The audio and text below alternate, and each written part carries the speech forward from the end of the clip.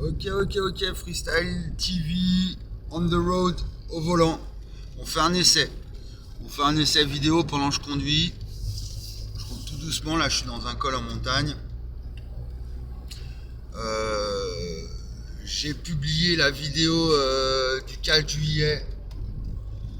Je l'ai publié cette nuit. On est le 7. Ce jour-là, en fait, il s'est passé quelque chose. Il y a eu un incendie le soir même juste dans le bled j'évolue, je vis depuis 10 ans, enfin évolue, j'évolue pas beaucoup, mais où, juste à proximité de chez moi, là où je me situe dans la montagne. Donc là, ça fait 3 jours qu'ils ont évacué des villages. Ils ont mis 3 jours à éteindre cet incendie. Espérons que ça reparte pas aujourd'hui. Et donc il y a eu des évacuations. C'était l'enfer, hein, des pompiers de partout, des policiers, des canadaires. Bon, je me suis fait un peu une parano, comme à chaque fois. Bon, je suis allé en soirée aussi, j'en avais besoin, ça m'a fait du bien. Et donc dans cette vidéo, pour moi, elle me paraît importante parce que au stade où on en est, je parle bien d'un problème qui est structurel et qui est global et dans toute la connaissance, donc j'insiste bien là-dessus. Et je pense que là, bon, il n'y a pas photo, j'ai vraiment mis le doigt sur le problème. Après tout ce que j'ai vécu, toutes les oppositions qu'en fait j'ai dû me confronter à autant de résistance de la part de mes interlocuteurs, que ce soit les internautes ou dans la vie réelle. Là, je suis vraiment face à moi-même, face à mon problème, enfin notre problème à tous en fait. Je suis le seul à y croire, vraiment. Ça fait peur à tout le monde ce que je raconte, ou alors ça laisse les gens dans l'indifférence, ou alors ils attendent de moi quelque chose, un livre, quelque chose. Il n'y a pas de dialogue constructif, d'aucune manière avec qui que ce soit. Donc du coup, il faut que je trouve. Je vis trop dans la misère, je suis trop dans la précarité. Avec mon petit RSA, je suis dans l'illégalité, je prends des risques importants. Enfin, des risques. Après, c'est ça, c'est que moi, je tiens à ma vie dans le sens où je sais que je suis porteur de quelque chose d'important pour tout le monde, et plus je reste en vie et plus ça a de chance plus j'ai de chance de percer. Et en fait, c'est en pensant un peu, il faut que je pense un peu à moi pour penser à tout le monde. Enfin, comme tout à chacun, hein. Mais du coup, on est confronté je suis confronté à un occultisme, hein, je disais, donc un obscurantisme, quelque chose, un refoulement, hein, je dirais, hein, quelque chose qu'on veut pas, comme au niveau individuel, hein, une erreur quand on est dans la fuite en avant. J'ai utilisé cette expression, qu'on est dans la mauvaise foi, on est dans le déni au niveau individuel. Après, plus le temps passe et plus on s'enfonce, on s'enferme dans son erreur. Hein, errare humanum est, perseverare diabolicum, c'est tout à fait ça. En France particulièrement, en Occident, voilà, on est dans un processus complètement irrationnel, puis dans le monde entier, qui nous mène vers la catastrophe, hein, vers l'effondrement, vers quelque chose de complètement irrationnel. Et donc il n'y a pas photo, il y a un décalage en fait entre notre progrès, notre évolution technologique, technique, scientifique, et puis nos comportements qui sont pas alignés, qui sont pas en phase. Je reprends un peu les expressions que j'utilisais dans cette vidéo, qui sont pas en phase avec nos comportements. Donc le progrès, on a des nouveaux outils, des nouvelles machines qui sont ultra performantes, et nous, au niveau psychologique, au niveau de l'organisation sociale, au niveau de nos règles, nos institutions, de nos lois, donc aussi, on est en décalage total. Et c'est pour ça que le monde va mal, que le monde tourne à l'envers, marche à l'envers, marche sur la tête. On utilise ce genre d'expression, qu'il y a quelque chose qui paraît complètement fou, qu'il y a cette espèce de guéguerre interne en France entre la gauche et la droite, qui est naturel, hein. Ça vient vraiment de ce rapport espace-temps, hein. L'espace est à la gauche, hein, l'État, ce que le temps est à la droite, le capitalisme. Et comme on ne comprend pas le mécanisme de base vraiment fondamental de la spatio-temporalité, hein, l'objet de mes travaux, du coup, quand on ne comprend pas, on est dans l'inconscient. C'est l'inconscient qui, toujours avec Jung, hein, derrière, hein, l'inconscient qui dirige. On appelle ça destin, alors qu'en fait, voilà, il faut regarder à l'intérieur, hein, pour s'éveiller, parce que plus on regarde à l'extérieur, plus on s'éveille, hein, pour reprendre, plus on rêve, hein, pour reprendre l'expression de Jung. Donc,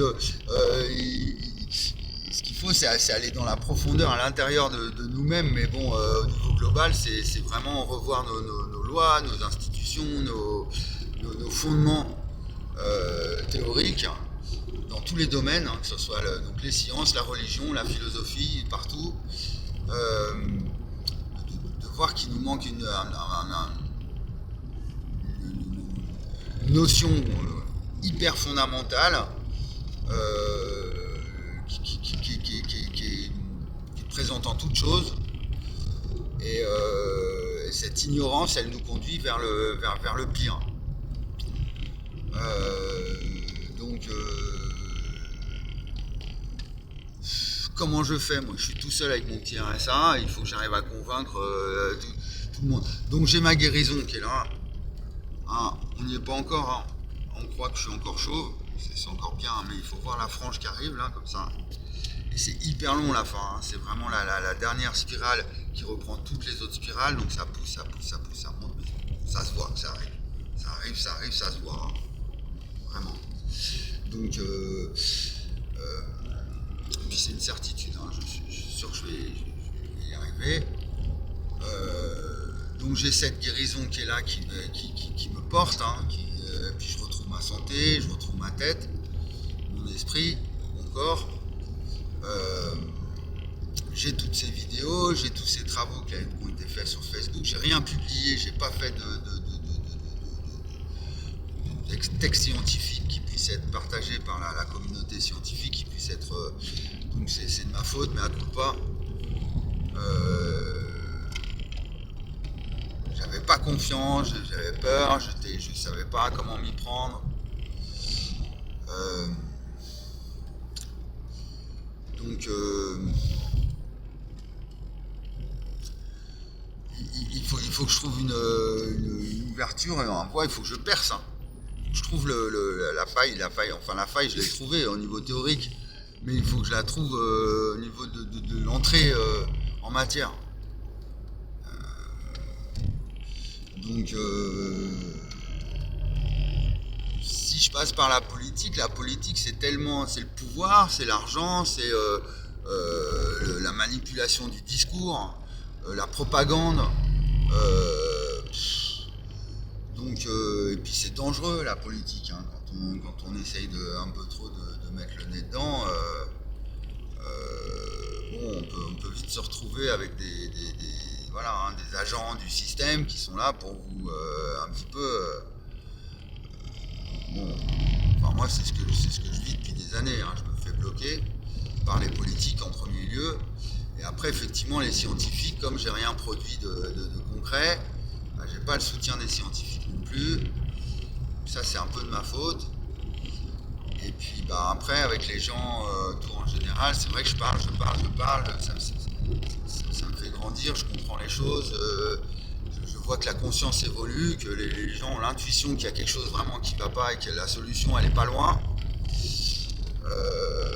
Mais c'est disant aux gens oui je fais de la recherche, gardez l'espoir et tout, je vois bien que ça suffit pas, c'est pas c'est pas en disant voilà, après je passe pour plutôt pour un charmeur voilà, quelqu'un qui rassure alors qu'en fait il a pas encore c'est comme un médecin qui va vous dire oui, oui vous allez guérir alors qu'il n'a pas encore le médicament, il n'a pas encore à vous apporter, donc quelque part c'est un faux espoir que je donne aux gens. Donc il faut que j'arrive vraiment à redoubler, j'essaye de remotiver là un petit peu vraiment. Et cet incendie, ça m'a fait bon avec la soirée en plus, ça m'a fait un espèce de choc intellectuel là, un peu en disant bon là stop Julien, là il faut que tu y arrives. Il y a trop de tension autour de moi et en moi-même, hein, je sens que c'est vraiment, je ne peux plus attendre en fait. Attendre un miracle, quelque chose, alors que bon, ça vient de moi, il y a beaucoup de choses qui dépendent de moi, c'est ça, c'est que moi j'essaie d'avoir une attitude stoïque en disant bon, moi je suis un petit bonhomme, puis en restant modeste, je peux pas faire grand chose à moi tout seul, mais bon, j'ai une responsabilité avec cette découverte, 14 ans que ça dure, toujours ce rejet systématique par rapport à mes propos, donc ça me fait une responsabilité, quelque chose vraiment, un poids au-dessus de mes épaules là. Donc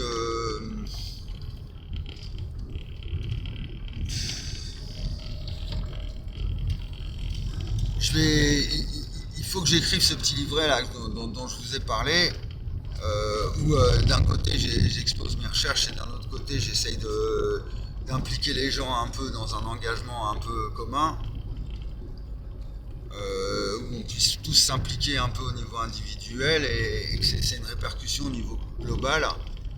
Et puis tout ça en faisant très attention à ne pas faire d'appel à la violence, à l'insurrection, de rester dans le pacifisme absolu, hein, qui ait le moins de dégâts possible, hein, qu'on ne fasse pas une espèce de révolution, d'une insurrection qui mène au sang et à la violence, à la confrontation, c'est bon. Hein, il y a assez de souffrance dans le monde.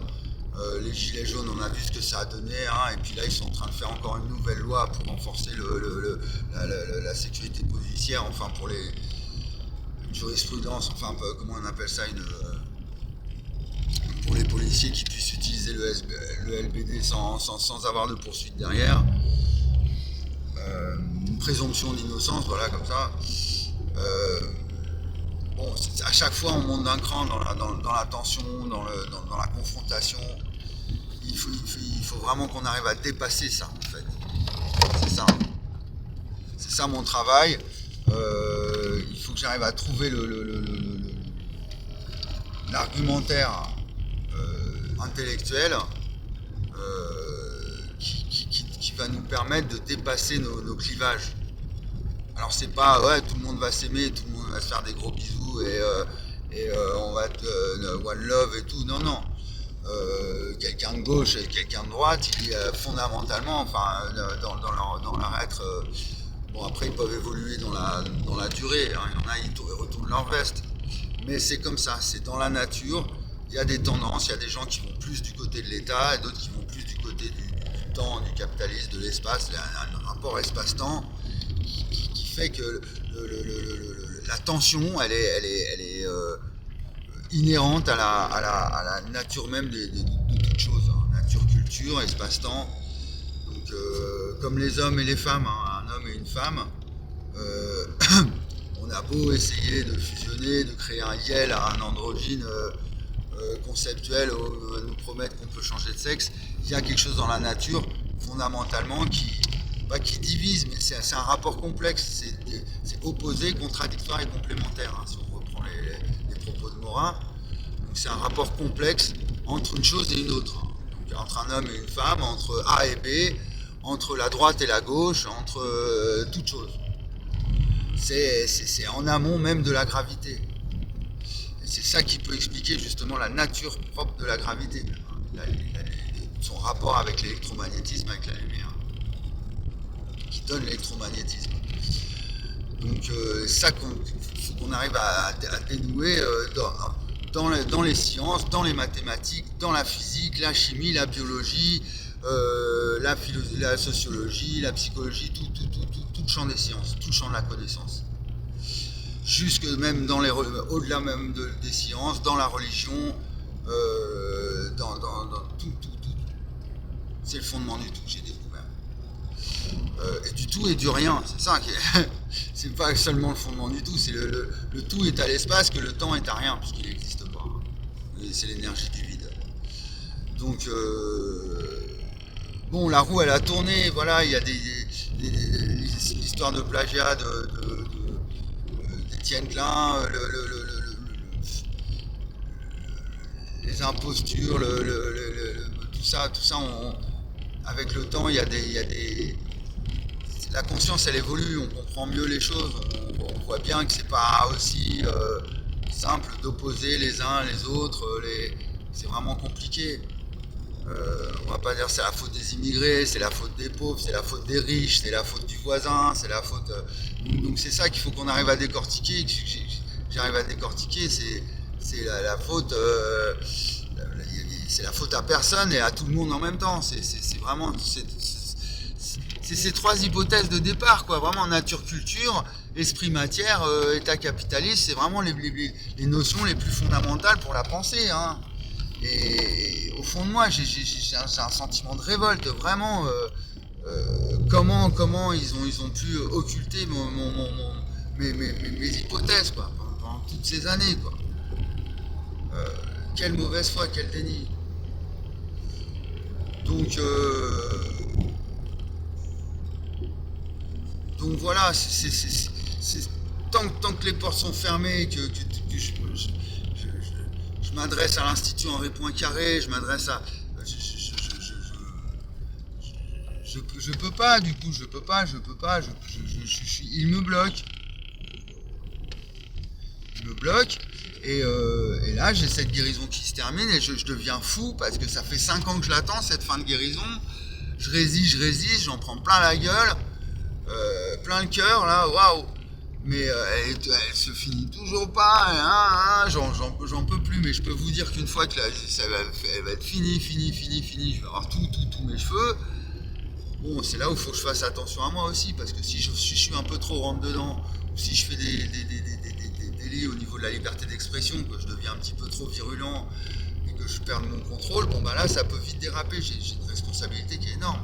Parce que quand les gens vont vraiment se rendre compte qu'on peut réparer toute sa santé et tout ça, que c'est bloqué par l'académie, par les scientifiques, par l'État, les gens ça peut les mettre en colère, ou alors à l'inverse ça peut les désespérer. Non, ça peut vraiment créer une colère populaire sans nom. Enfin vraiment ça peut virer en violence. Et puis d'un autre côté je peux me faire aussi vite liquider. Hein. Il suffit de... c'est très facile pour le gouvernement de m'éliminer. En plus je suis vraiment vulnérable. Donc en 2-2 ils peuvent me mettre sur la touche. Hein. Donc voilà, je suis dans la gueule. Et puis bon, moi j'ai pas envie de rentrer dans un délire prophétique, de machin. En vérité, je vous le dis, mes frères, aimez-vous les uns les autres, tout ça. Non. C'est moi mes références, c'est Deleuze, c'est Edgar Morin, c'est des sciences, c'est la pensée, c'est tout le monde, tous les gens que j'ai rencontrés qui m'ont inspiré. C'est pas, il y a pas je suis pas monté en haut de la colline et j'ai une vision divine là, un peu comme les Mormons là, enfin je suis pas un prophète de religieux ou quoi que ce soit d'autre. Ou un Superman, j'ai peut-être un trouble du spectre autistique un petit peu, encore pas trop développé, mais je suis pas non plus autiste, mais j'ai peut-être un 120-130 de QI, peut-être maximum, je suis pas non plus un super surdoué, je suis très maladroit sur plein de trucs, il y a plein de trucs où je suis stupide. Donc Jung il me conseille 3 choses, il me dit il faut pas se sentir supérieur aux autres, ça c'est une première chose. Ensuite il faut pas chercher à sauver le monde. Bon, pour moi c'est difficile parce que voilà, je me sens investi quand même d'une mission, donc il faut juste que je me dise que je suis responsable de ce que je fais, ça dépend de moi, voilà, je garde une attitude stoïque.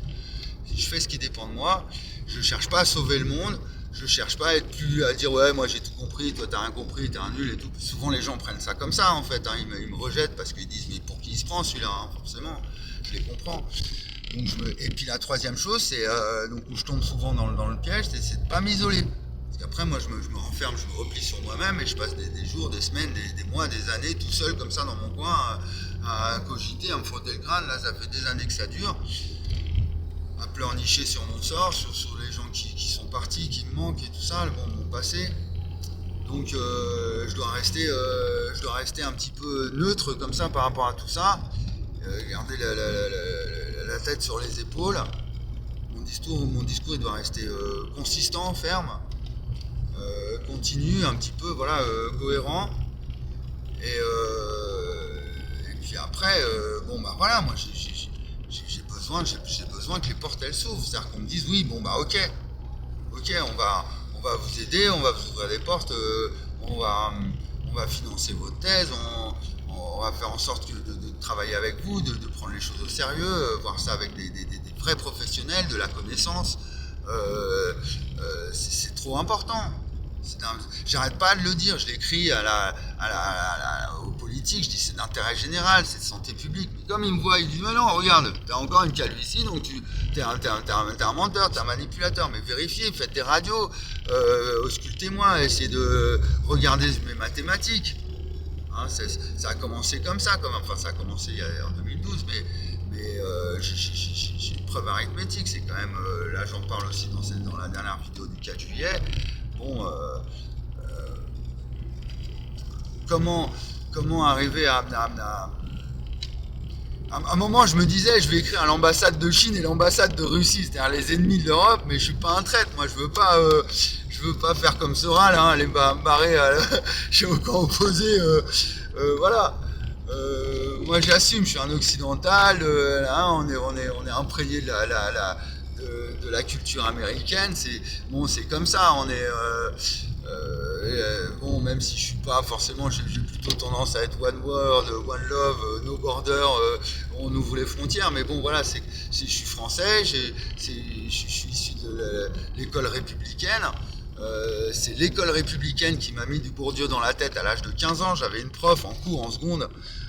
On était en seconde, on avait 15-16 ans, elle nous lisait du Bourdieu, on était tous là à l'écouter, elle était posée sur son bureau, bon, elle était convaincue, c'était une gauchiste, hein. Et elle nous lisait du Pierre Bourdieu comme ça en cours. Donc après j'ai compris par la suite, j'ai dit mais voilà pourquoi moi après j'ai bloqué sur Descartes, sur tout ça, machin, c'est l'école républicaine qui m'a mis ça dans la tête. Bon après justement, ils ont arrêté, mais voilà. Donc faut assumer ce qu'on est, c'est à tout le monde d'assumer. La France c'est le pays des droits de l'homme, c'est le pays de la sécurité sociale, c'est le pays de la Révolution française. On a coupé la tête au roi, bon, c'est parti en vrille, mais voilà, tout le monde compte sur la France. Et le piège dans lequel on est tombé, mais ça se comprend, hein, c'est une force du nombre, c'est qu'en fait il aurait fallu que le monde entier prenne un peu exemple sur les institutions françaises, c'est-à-dire les valeurs de solidarité, de liberté, égalité, fraternité. Bon, il y a plein de constitutions comme ça qui sont basées sur des bonnes intentions.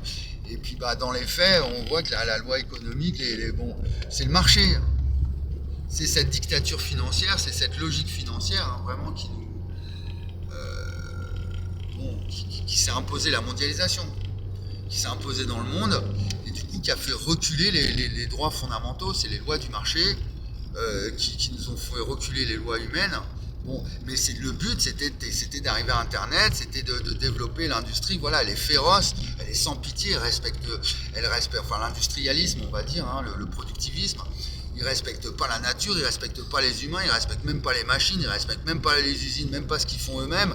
C'est vraiment une machine à broyer. C'est le processus de rationalisation de Max Weber. Et moi, ce que je dis, c'est un effet d'espace-temps, c'est une puissance comme une étoile à neutrons, quoi. Hein. Voilà, c'est dans la nature. C'est une puissance telle qu'elle ravage tout sur son passage. Hein. C'est effroyable. Après, on s'en prend à qui? À Dieu, à machin, aux autres. Forcément, c'est tellement horrible de voir cette force en action. Hein. Mais mais voilà, c'est à l'intérieur de nous-mêmes. Elle existe en nous-mêmes, elle existe à l'extérieur, elle est partout, cette force-là. Donc il faut vraiment qu'on en prenne conscience le mieux possible, de façon la plus rationnelle, le ratio espace-temps, qu'on prenne vraiment cette notion fondamentale. Et là, bon, là on pourra franchir cette transition, ce basculement, ce nouveau paradigme. On pourra franchir cette nouvelle étape. Bon, il y a du soleil, là j'arrive en haut du col. Donc on arrête là. Suite au prochain épisode, je vais essayer de... Là j'ai vu avec mon ordinateur, en fait je peux enregistrer. Ouais, là j'ai le soleil dans la gueule. Je peux enregistrer pendant que l'ordinateur il tourne, comme ça je peux peut-être travailler un petit peu sur des interventions des uns et des autres. C'est-à-dire, je vais prendre une vidéo sur internet et puis en même temps je suis avec mon téléphone et je peux commenter un petit peu, m'appuyer sur le discours qu'il peut y avoir dans les médias ou avec des intellectuels. En fait, il faut que je rentre un petit peu en guerre, mais non pas contre la politique, contre les bons, parce que là c'est perdu d'avance, même contre la communauté scientifique, mais c'est avec les intellectuels qui s'expriment dans les médias et qui ont une aura comme ça, un peu des philosophes. Là j'en ai vu un là qui est passé plusieurs fois chez Thinkerview. C'est vers eux qu'il faut que j'attaque, mais une attaque, comment dire, fair play, c'est-à-dire que dans l'adversité, hein, dans le combat intellectuel, strictement intellectuel, hein, on va pas se foutre des baffes, hein. mais c'est comme un match de boxe, hein, un combat entre intellectuels, c'est pareil, hein, il faut qu'il y ait une lutte, il faut qu'il y ait une confrontation des idées pour arriver à la vérité, hein. Donc, bon, un match de boxe, c'est simplement savoir lequel est le plus fort. Mais là, c'est vraiment une lutte pour le vrai. Hein. Enfin, le concret, voilà, oh là là, c'est dangereux, là, j'ai le soleil dans la gueule. Donc voilà, on arrête là, parce qu'il faut que je garde bien la concentration sur le volant. Et puis, à la prochaine sur Freestyle TV. Là, on est le 7 juillet, et